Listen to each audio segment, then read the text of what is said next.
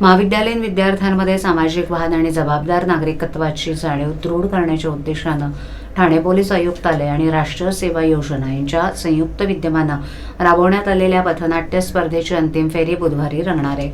Doctor Kashinath Ganekar नाट्यगृहातील मिनीस थिएटरमध्ये सकाळी 8 ते दुपारी 2 या वेळेत ही अंतिम फेरी पार पडणार असल्याची माहिती ठाणे शहर वाहतूक उपायुक्त पंकज शिरसाट यांनी दिली।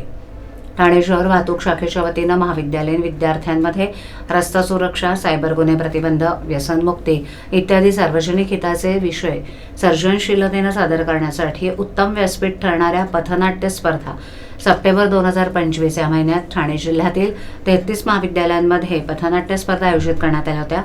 या उपक्रमात ठाणे, डोंबिवली, कल्याण, उल्हासनगर, भिवंडी आणि भाईंदर येथील NSS युनिट्सनी उत्साहानं सहभाग घेतला।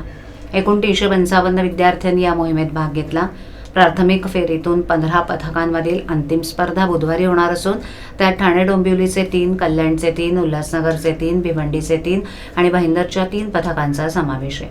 विजेत्या पहिल्या 3 संघांना ट्रॉफी, प्रमाणपत्र आणि आकर्षक रोख पारितोषिकं दिली जाणार असून उर्वरित 12 पथकांना सहभाग प्रमाणपत्रानं गौरविण्यात येणार आहे। अंतिम फेरीतील सर्व 15 पथनाट्य ठाणे जिल्ह्यातील शाळा आणि महाविद्यालयांमध्ये विशेष सादरीकरणाद्वारे दाखवण्यात येणार आहे।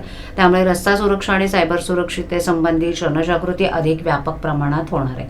विद्यार्थ्यांच्या कौशल्य, सर्जनशीलता आणि सामाजिक बांधिलकीचा अनुभव घेण्यासाठी नागरिकांनी स्पर्धेला उपस्थित राहावं असं आवाहन वाहतूक उपायुक्त पंकज शिरसाट यांनी केलं।